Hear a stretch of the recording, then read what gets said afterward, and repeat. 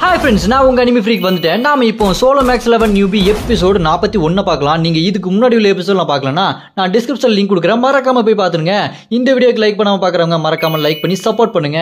இந்த எபிசோடு ஸ்டார்டிங்ல நம்ம தெரசா அப்புறம் பார்த்தா அந்த மொட்டை மண்டையை ஆபிரகாம் இவங்கெல்லாம் சண்டை போட்டு ஜெயிச்சிருவாங்க. அங்க பார்த்தா அந்த விடாது கருப்பு எல்லாம் தோத்து போக அங்க கட் பண்ண நம்ம ஹீரோ ஒரு இடத்துக்கு போனா அங்க ஒரு பெரிய போர்ட்டல் இருக்கும். என்ன போர்ட்டல்னா அந்த விடாது கருப்புலாம் வந்துச்சு பாத்தீங்களா, அந்த போர்ட்டல் தான். அதை நம்ம ஹீரோ மேஜிக் பவர் வச்சு க்ளோஸ் பண்ணிட்டு இருக்கேன். அங்க வந்த கோகா ரொம்ப நன்றிங்க, நீங்க எங்களை காப்பாத்திட்டீங்க அப்படின்னு சொல்ல அதை கேட்டு நம்ம ஹீரோ விடு நான் எவ்வளவு பெரிய ஆள், நீ இப்பயாச்சும் ஒத்துக்கிட்டியா அப்படின்னு சொல்ல அதை கேட்டு கோகா நீ ரொம்ப ஓவரா பேசிட்டு இருக்க, இதுக்கப்புறம் உனக்கு பெரிய வேலை இருக்கு, அந்த மொரிமும் அந்த எம்பரரும் 2 பேரும் சண்டை போட போறாங்க, இப்ப நீ என்ன பண்ண போற அப்படின்னு சொல்லிட்டு இருக்கும்போது நம்ம ஹீரோ அதை நான் பாத்துக்கிறேன்னு சொல்லும் போது இந்த பக்கம் அந்த டிராகன் இருக்கு பாத்தீங்களா, சில்வர் டிராகனு, அதை சுத்தி போக்கிமான்லாம் டே ஜூனியரு ஒழுங்கா தரையில நீச்சல் அடி பாப்போம் அப்படி சொல்லிட்டு ராகிங் பண்ணிட்டு இருக்க. அதை பார்த்துட்டு அந்த சில்வர் டிராகனு டே குட்டி பசங்களா என்கிட்டே அம்பளுக்கிறீங்களா அப்படி சொல்லிட்டு கோவமா பேச நம்ம டூத்லெஸ் அதை பிடிச்சி கடிச்சு வச்சிருவான். அதுக்கு அந்த சில்வர் டிராகன் சரி நீங்க சொல்றதை கேட்கற சீனியர் என்ன செய்யணும், தரையில நீச்சல் அடிக்கணுமா அப்படின்னு சொல்லிட்டு காமெடி பண்ணிட்டு இருப்பாங்க இவங்க எல்லாம் சேர்ந்து. அங்க கட் பண்ணா இது பக்கம் பார்த்தா அந்த மொரிமு எம்பரர் 2 பேரும் கை கொடுத்து ராசி ஆயிக்குவாங்க.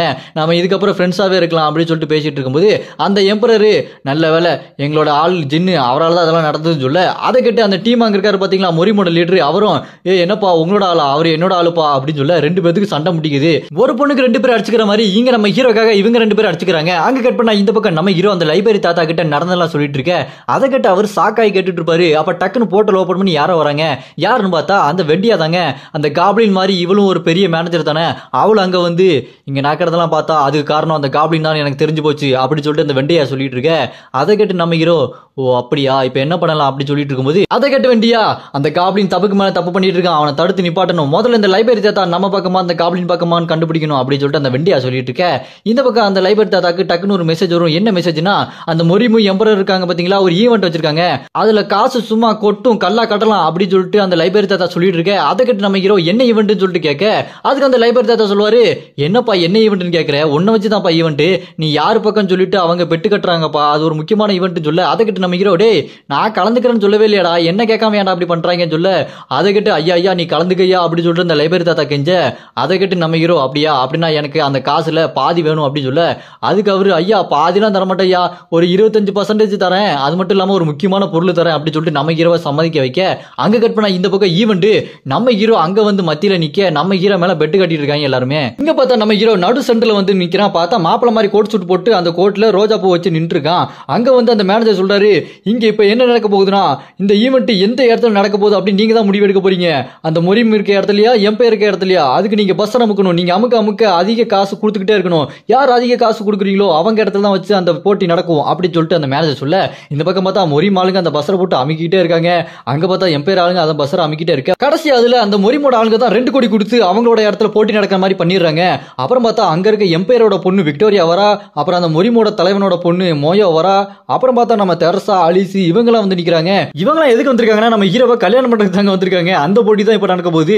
அந்த மேனேஜர் இங்க இருந்து இவங்க எல்லாமே டெலிபோர்ட் ஆவாங்க, நம்ம ஹீரோவோட சட்டையில இருக்கிற அந்த ரோஜா பூ யார் எடுக்கிறாங்களோ அவங்க தான் நம்ம ஹீரோவோட மணப்பெண் அப்படின்னு சொல்ல அப்படியே டெலிபோர்ட் ஆகி போனா அங்க வந்து விக்டோரியா இருக்கா பாத்தீங்களா எம்பையரோட பொண்ணு, அப்பா எனக்கு சக்தி கொடுங்க அப்படின்னு சொல்லிட்டு அவரோட வெப்பனை வாங்கிட்டு அட்டாக் பண்றதுக்காக போக நம்ம ஹீரோ அசால்ட்டா டாச் பண்ணிட்டு போமா வேற வேலை இல்லை அப்படின்னு சொல்லிட்டு எஸ்கேப் ஆகி போயிட்டு இருப்பான் பாருங்க.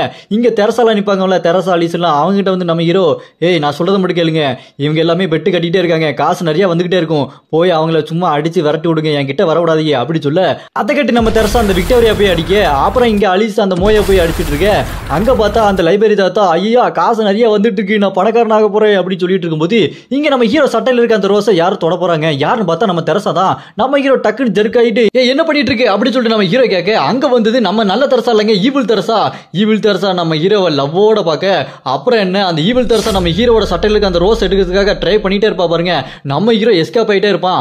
அப்ப இந்த ஈவில் தெரசா பிடிச்சிட்டு நம்ம ஹீரோ கேட்பான், நீ எப்படி வெளியே வந்த, தெரசா தான் ஃபுல் கண்ட்ரோல் வச்சிருந்தா, அவ இப்ப ட்ரைனிங் எடுத்துட்டால, எப்படி நீ வெளியே வந்த அப்படின்னு சொல்ல அதை கேட்டு இங்க ஈவில் தெரசா நான் எப்படி வெளியே வந்தேன்னா அவதாண்டா என்ன வெளியே வர சொன்னா, இந்த ரோஸ் அவதாண்டா எடுக்க சொன்னா அப்படின்னு சொல்ல கட் பண்ண ஒரு சின்ன பிளாஷ்பேக் நம்ம நல்ல தெரசா ஈவில் தெரசா கிட்ட எனக்கு அங்க ஜின்னு வேணும், அந்த ரோஸை நீ தான் எடுத்து கொடுக்கணும், எனக்கு ரொம்ப வெக்கமா இருக்கு அப்படின்னு சொல்ல அதை கேட்ட அந்த ஈவில் தெரசா நான் உனக்கு எடுத்து கொடுத்தா எனக்கு என்ன பண்ணுவ, எனக்கு ஒரு விஷயம் வேணும், உன் உடம்பு எனக்கு 3 நாள் வேணும், அந்த 3 நாள் நீ கொடுத்தா உனக்கு அந்த ரோஸை நான் எடுத்து கொடுக்குறேன் அப்படின்னு அப்படின்னு சொல்ல அதுக்கு ஒத்துப்பாங்க நம்ம தெரசா. அப்புறம் தான் வெளியே வந்து அந்த ஈவில் தெரசா நம்ம ஹீரோட சட்டையிலுக்கு அந்த ரோஸ் எடுக்க ட்ரை பண்ணிட்டு இருப்பா. அங்க நம்ம ஹீரோ சும்மா ஓடிக்கிட்டே இருப்பான் பாருங்க, அப்படியே ஜம்ப் பண்ணுவான் பாருங்க. நிலாக்கு மத்தியில நம்ம ஹீரோ இருப்பான், பாக்குறதுக்கே ரொம்ப நல்லா இருக்கும் இந்த ஃப்ரேம்.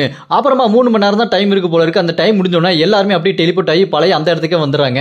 அங்க வந்து நம்ம ஹீரோ வந்து நின்று இருக்கும்போது அங்க அலிஸ் நம்ம ஹீரோட சட்டையில இருக்க ரோஸ் எடுத்துருவா. நம்ம ஈவில் தெரசா அப்படி உள்ள போய் நல்ல தெரசா வெளியே வந்துருவாங்க. இங்க இருக்க அந்த மொரிமும் அந்த எம்பேரும் நம்ம எப்படியுமே ஜெயிக்க முடியாது போல இருக்கு, சரி விடு நம்ம ரெண்டுமே ஃப்ரெண்ட் ஐட்டம்ல அதுவே போதும் சொல்லிட்டு இருக்கும்போது அந்த லைப்ரரி தாத்தா 500 கோடி கல்லா கட்டிட்டாருங்க. நம்ம ஹீரோக்கு அந்த பணத்துல பங்கு கொடுக்குறேன்னு சொல்ல அதை கட்டி நம்ம ஹீரோ எனக்கு காசுலாம் வேண்டாம், நீ எனக்கு இன்னொரு பொருள் கொடுக்குறேன்னு சொன்னீங்க, அந்த பொருளை கொடுன்னு சொல்லிட்டு வாங்கிட்டு போவாரு. எங்க போவாரு பார்த்தா அந்த யோவோட தாத்தா அந்த லீடரை பாத்துக்கிட்டாருங்க. ஏன்னா அவருக்கு கேன்சர் இருக்குல்ல, அதனால அவங்க ரெஸ்ட் எடுத்துட்டு இருக்க நம்ம ஹீரோ அங்கதான் போயிருக்காரு. இங்க அந்த லைப்ரரி தாத்தா ரொம்ப சோகமா இருப்பான். ஏன்னா நம்ம ஹீரோ விலை மதிப்பான ஒரு பொருளை வாங்கிட்டு போயிட்டான் போல இருக்கு. இங்க பார்த்தா நம்ம ஹீரோ என்ன வாங்கிட்டு வந்திருக்கானா அந்த லீடருக்கு மருந்து தாங்க வாங்கிட்டு வந்திருக்கான். அந்த மருந்து அப்படியே அந்த லீடரோட வாயில அப்படி ஊத்துனதுக்கு அப்புறம் அவரோட உடம்பு கொஞ்சம் கொஞ்சமா சரியாற மாதிரி இருக்கு. இந்த பக்கம் நம்ம அலிஸ் என்னப்பா காசு வேண்டான்ட்ட, காசு இருக்குதா ஓட்ட அப்படின்னு சொல்ல அதுக்கு நம்ம ஹீரோ எனக்கு காசை விட லீடரோட உயிர் தான் முக்கியம் அப்படின்னு நம்ம ஹீரோ அலிஸ் கிட்ட சொல்ல நம்ம ஹீரோவும் அலிஸும் அப்படி நடந்து போயிட்டே இருப்பாங்க.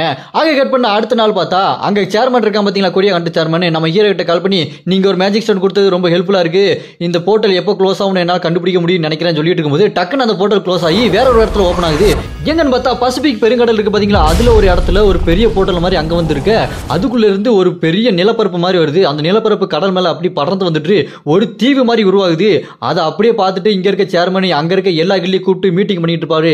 இங்க ஒரு தீவு மாதிரி உருவாகுது, இது பெருசாக ஆக இந்த உலகத்தை அழிச்சிரும், இதை நம்ம தடுத்து நிப்பாட்டி ஆகணும்னு சொல்ல நம்ம ஹீரோ அங்க வந்து சொல்லுவான் நம்ம அடுத்த மிஷனுக்கு ரெடி ஆகணும் போலாமா அப்படின்னு சொல்ல அங்க கட் பண்ண இந்த பக்கம் பார்த்தா அந்த வேம்பேர் ஒரு பொண்ணு இருப்பா. அவ பேரு அசியா.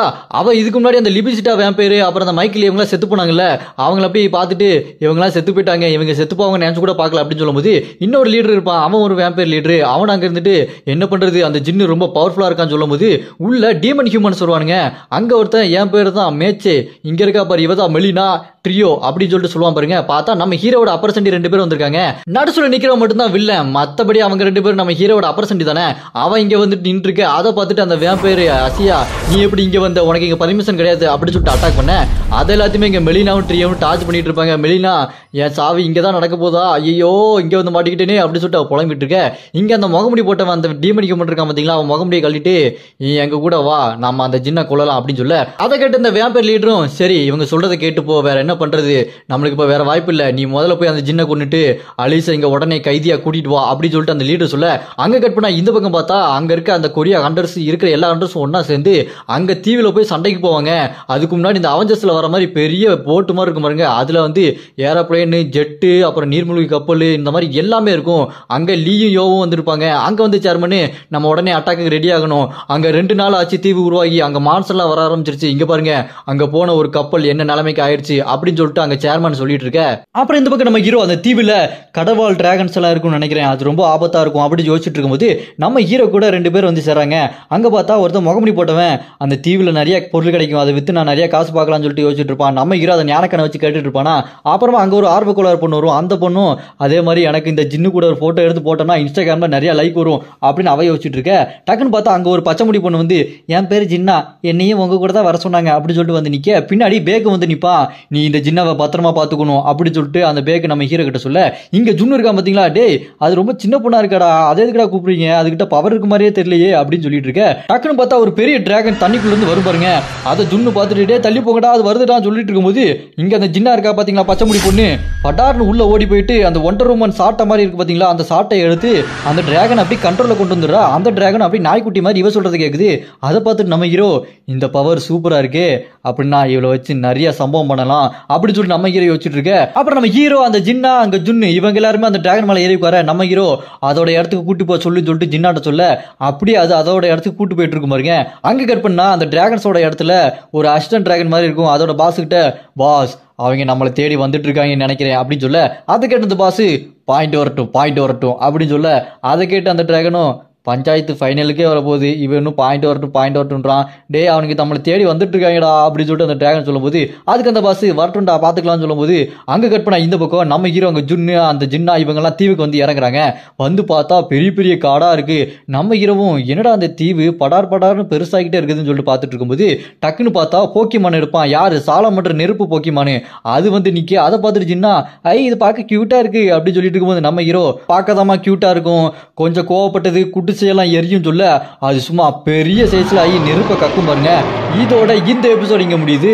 அடுத்த எபிசோடு உங்களுக்கு வேணும் அப்படின்னா கமெண்ட்ல அராய்ஸ் அப்படின்னு கமெண்ட் பண்ணுங்க. எனக்கு கொஞ்சம் உடம்பு சரியில்லாத காரணத்தினால தான் 2 வீடியோ போட முடியல, கோச்சுக்கிடாதீங்க. உடம்பு சரியானதுக்கு அப்புறம் தொடர்ந்து உங்களுக்கு 2 வீடியோ வந்துகிட்டே இருக்கும்.